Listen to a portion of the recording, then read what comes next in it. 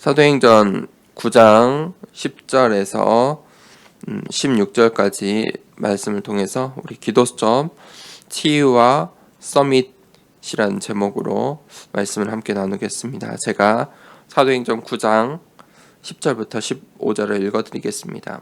그때 다메섹에 아나니아라 하는 제자가 있더니 주께서 환상 중에 불러 이르시되 아나니아야 하시거늘 대답하되 주여 내가 여기 있나이다 하니 주께서 이르시되 일어나 직가라 하는 거리로 가서 유다의 집에서 다소 사람 사울이라 하는 사람을 찾으라. 그가 기도하는 중이니라. 그가 아나니아라 하는 사람이 들어와서 자기에게 안수하여 다시 보게 하는 것을 보았느니라 하시거늘 아나니아가 대답하되 주여 이 사람에게 대하여 내가 여러 사람에게 듣사온즉 그가 예루살렘에서 주의 성도에게 적지 않은 해를 끼쳤다 하더니 여기서도 주의 이름을 부르는 모든 사람을 결박할 권한을 대제사장들에게서 받았나이다 하거늘 주께서 이르시되 가라. 이 사람은 내 이름을 이방인과 임금들과 이스라엘 자손들에게 전하기 위하여 택한 나의 그릇이라. 그가 내 이름을 위하여 얼마나 고난을 받아야 할 것을 내가 그에게 보이리라 하시니. 제가 19절까지 계속해서 읽겠습니다. 아나니아가 떠나 그 집에 들어가서 그에게 안수하여 이르되 형제 사울아 주 곧 내가 오는 길에서 나타나셨던 예수께서 나를 보내어 너를 다시 보게 하시고 성령으로 충만하게 하신다 하니 즉시 사울의 눈에서 비닐 같은 것이 벗어져 다시 보게 된지라. 일어나 세례를 받고 음식을 먹음에 강건하여 지니라. 아멘. 이 아나니아가 하나님을 또 사모하고 하나님과 소통하고 하나님께 기도하던 이 아나니아라는 제자가 있었습니다. 성경에 이 아나니아에 대해서 바울처럼 많이 언급되어 있는 것도 아닙니다. 그런데 하나님께서 중요한 시간표에 아나니아라는 제자를 찾았다. 그 말은 아나니아가 평소부터 하나님과 소통하는 자였다. 하나님께 기도하는 자였다. 그리고 하나님께서도 아나니아를 믿고 쓰실 수 있는, 하나님께서 사용하실 수 있는 그런 하나님의 도구였다. 그것이 중요합니다. 그 아나니에게 하나님께서 누구를 붙이십니까? 바울을 붙이십니다. 바울은 나의 그릇이다. 택한 나의 그릇이다. 내 이름을 이방인과 임금들과 이스라엘 자손들에게 전하기 위하여 택한 나의 그릇이다. 그 바울을 이 아나니아에게 맡기신 것입니다. 아나니아가 무엇을 했겠습니까? 눈이 어두워졌던 사울의 눈을 뜨게 하고 그 사울에게 하나님께서 주신 말씀을 전달하고 언약을 전달했겠지요. 그 말은 아나니아가 그 언약을 잘 붙잡고 있었기 때문입니다. 그리고 하나님께서 말씀하신 그 언약, 이방인과 임금들과 이스라엘 자손들에게 전하기 위한 택한 나의 그릇, 그것이 너다 라고 그 언약을 잘 전달했겠죠. 그러니 바울이 하나님께 귀히 쓰임받는 전도자 바울이 된 것입니다. 그 시작에 누가 있었습니까? 기도하는, 또 하나님께 쓰임받던 아나니아가 있었다는 것입니다. 이렇게 언약은 전달됩니다. 이 언약을 전달하는 것이 전도입니다. 하나님께서 이 언약의 전달을 위해서, 이 언약의 성취를 위해서 오늘 또 안나니아 같은, 바울과 같은 제자를 찾고 계십니다. 서론의 세상에는 사건, 사고가 계속해서 일어납니다. 이 세상 사람들이 많은 것을 가졌다고 생각합니다. 하지만 영적으로 무지한 상태입니다. 중요한 것은 교회들이 이 영적인 사실을 말하지 않습니다. 영적인 사실을 말하지 않으니, 영적인 사실에 무감각하니 기도의 능력도 없는 것입니다. 기도할 이유가 없겠지요. 하나님께서 우리에게 오늘 언약을 주시고 언약의 여정을 걸어가게 하시고 이 세상 살릴 미션을 주셨습니다. 그 미션을 우리가 오늘 붙잡길 원합니다. 첫 번째 내재입니다. 치유 제자와 서밋 제자. 병든 세상에 하나님께서 치유의 미션을 주셨습니다. 예수님께서 나는 병든 자들을 위해서 왔다 라고 말씀하셨습니다. 그리고 예수님의 공생의 사역에 그 성경 어느 지점보다 더 많은 병자들을 고치는 일들이 일어났습니다. 예수님을 만나고 복음을 듣고 예수님의 옷자락을 만지고 예수님 앞에 무릎 꿇고 예수님이 지나가는 곳마다 병든 자들이 나았습니다. 그것은 예수님 오시기 전에 병든 자가 없었다는 것이 아닙니다. 이 세상엔 병이 많습니다. 계속 병든 자들이 있습니다. 예수님께서는 그 자들을 보셨다는 겁니다. 그 현장을 보신 것입니다. 시급한 현장인 것입니다. 가장 시급한 현장이라는 것입니다. 세상의 기준은 오직 육신적인 것에 있습니다. 보이는 것에 있다는 것입니다. 하나님께서 그 세상을 치유할 미션을 주셨습니다. 이 세상이 어떤 상태인지를 우리가 알아야 됩니다.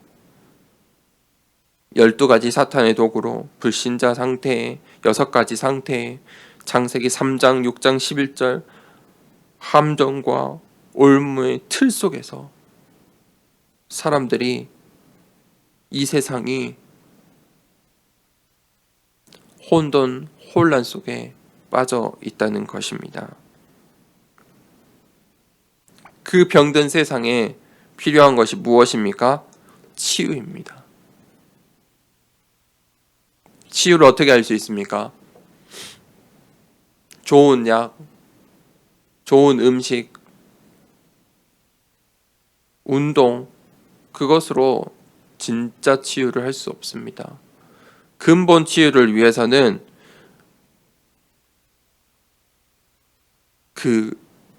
이 세상의 근본, 병든 자들의 근본이 바뀌어야 하는 것입니다. 그것을 바꾸는 메시지, 사도행전 1장 1절, 3절, 8절. 오직 예수 그리스도.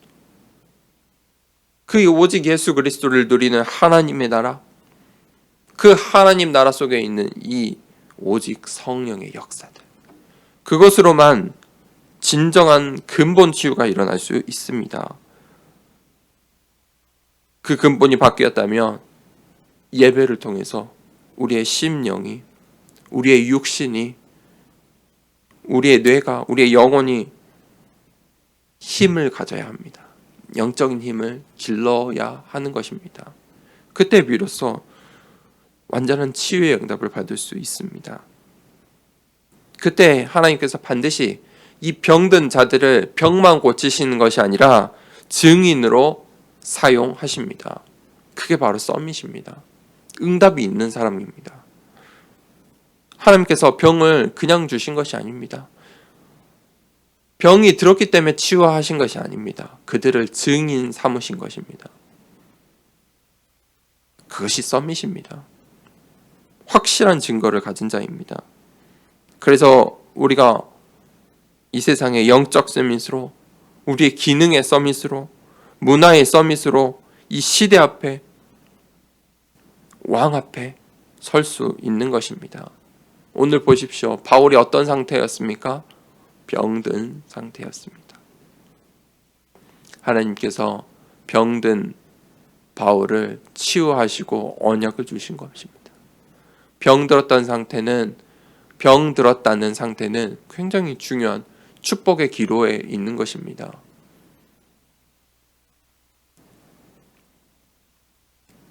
그 병든 시간표에 하나님의 언약을 붙잡은다면 반드시 근본 치유의 축복이 있을 것입니다. 그리고 우리의 현장 속에서 병든 자를 이러한 눈으로 바라보아야 합니다. 두 번째 대지는 치유와 서밋 운동입니다. 이 치유와 서밋은 함께 일어나는 것입니다. 함께 세워져 가는 일입니다. 하나님께서 서밋 제자를 세우기 위해서 치유의 제자의 응답을 주시는 것입니다. 이 세상의 마지막 사명이 무엇입니까? 치유 운동이고 서밋 운동입니다. 치유받은 자들이 증거를 갖고 현장마다 서밋으로 서 있는 것입니다. 그때 하나님의 말씀으로 각인시키고 하나님 주시는 힘을 승리하는 미스바 운동, 도단성 운동 같은 말씀 운동들이 일어나는 것입니다. 그리고 하나님께서 이 시대와 복음을 지킬 파수꾼을 찾으십니다. 그 파수꾼으로 나를 불러주셨습니다. 이 지역에, 이 시대에, 우리 가정에, 우리의 현장 속에 나를 파수꾼으로 세워주셨습니다. 그 사명을 기억해야 합니다. 내가 없다면, 파수꾼이 무너진다면 그 현장은 흑암 세력에 무너질 수밖에 없는 것입니다. 하지만 파수꾼이 언약을 붙잡고 말씀을 붙잡고 서 있기만 하면 그 현장에는 하나님의 나라가 임하게 되어 있습니다. 237 나라, 그 237 나라를 세우는, 후대를 세우는 그 회당 운동을 우리가 이제 시작해야 합니다. 결론을 내리겠습니다. 이 응답을 받기 위해서 반드시 서밋 타임이 있어야 합니다.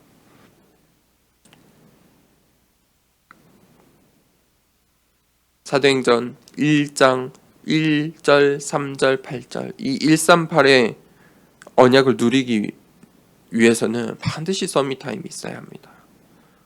하나님과 소통할 만큼 집중하고 깊은 기도의 시간이 있어야 합니다. 오늘 아나니아가 그 시간에 중요한 하나님의 사명을, 미션을 전달받고 언약을 전달받고 또 그것을 현장에서 전달하였습니다.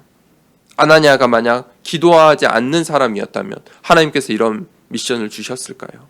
아나니아에게 만약 서밋 타임이 없었다면 하나님께서 다른 이들을 사용하셨겠죠. 서밋 타임이 있는 자, 내가 오늘 서밋 타임을 가질 때 하나님께서 오늘 나의 현장을 응답을 허락하십니다. 문제는 무엇입니까? 하나님께서 응답을 주기 위한 알림입니다. 그래서 우리가 하나님께서 주시는 그 응답을 가진 증인의 작품이 되어야 합니다. 우리의 인생은 작품입니다. 한 편의 영화와 같은 것입니다. 우리의 부끄러운 과거, 우리의 아픔, 슬픔, 상처, 또 육신의 연약함, 한 편의 영화와 같습니다. 그 영화가 끝 맺을 때 어떻게 맺어지느냐, 그것이 중요합니다. 하나님께서 오늘 나를 하나님의 작품으로 사용하길 원하십니다. 아나니아처럼 주여 내가 여기 있나이다. 오늘 대답하는 그러한 서밋 타임의 시간을 갖길 원합니다. 그리고 우리의 현장 가운데 이 바울과 같은 전도 제자를 만나 병든 자들을 만나 TCK를 살릴 그 현장을 만나 이 언약을 전달하길 원합니다. 이 시간에 같이 기도하겠습니다. 이 아침을 시작하는 새벽이라 하기 어렵지만 이 시간에 첫 시간을 하나님께 집중해서 드리길 원합니다. 우리의 몸을 깨우고 하나님께 정말 주여 내가 여기 있습니다 대답할 수 있습니다. 아나니아야 하는 그 하나님의 음성을 들을 수 있을 만큼 우리의 욕심을 깨우길 원합니다. 스트레칭을 먼저 하고 호흡을 하고 집중해서 기도하겠습니다. 몸을 쭉 늘리고 우리의 환경을 정리하시고 기도하는 시간입니다. 이 시간에 정말 우리의 육신을 깨우고 우리의 영혼을 깨워서 하나님께 진정으로 기도하길 원합니다. 스트레칭을 쭉쭉 하시고 이 시간에 호흡을 할 건데요. 깊은 호흡을 2번 할 건데 한 번 하고 또 다음 한 번 하는 사이에는 편한 호흡을 2번 하고 그렇게 2번 정도 하겠습니다. 이것을 이렇게 짧게 하는 것은 이것을 기억하라는 것입니다. 우리 몸에 익숙하게 만드는 것입니다. 그래서 여러분들이 기도하실 때나 또 현장에 있을 때 쉬는 시간이나 여러분들의 몸을 깨우시고 이 호흡을 할 때마다 기도를 생각하게 되는 것입니다. 이 호흡을 할 때마다 기도하는 것입니다. 이 호흡할 때마다 기도가 나오게 나의 몸을 그렇게 훈련하는 것입니다. 그래서 호흡 기도가 기도하는 훈련입니다. 하지만 우리가 가장 많이 하는 것이 호흡이지 않습니까? 그래서 이 호흡을 통해서 기도하는 훈련을 하는 것입니다. 그래서 여러분의 손을 단전에 딱 올리시고 깊은 호흡을 하겠습니다. 어깨나 가슴은 움직이지 않고 여러분이 올린 그 단전으로만 숨을 이렇게 들이마시는 것입니다. 들이마실 때는 먼저 내뱉는 것이 중요합니다. 먼저 크게 우리에 있는 호흡을 먼저 내뱉겠습니다. 뱉습니다. 그리고 들이마십니다. 코로 들이마십니다.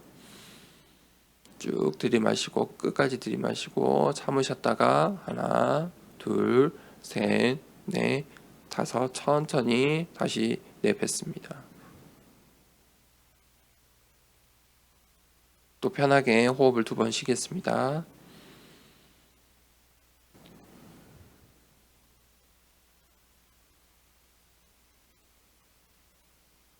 또 크게 호흡을 하겠습니다. 내뱉겠습니다. 끝까지 내뱉고 쭉 들이마십니다. 참아보겠습니다. 하나, 둘, 셋, 넷, 다섯, 여섯, 일곱, 여덟, 아홉, 열. 내뱉습니다. 이 시간에 기도하겠습니다. 이 시간에 기도할 때 우리에게 주신 말씀을 기억하고 하나님께서 아나니아야 하고 부를 때 주님 제가 주여 여기 있습니다. 주여 내가 여기 있습니다. 라고 말할 수 있는 정말 하나님 제자 되길 원합니다. 오늘 현장에 하나님께서 예비하신 그 현장 보길 원합니다. 나를 사용하여 주시옵소서 라고 이 시간에 함께 기도하도록 하겠습니다.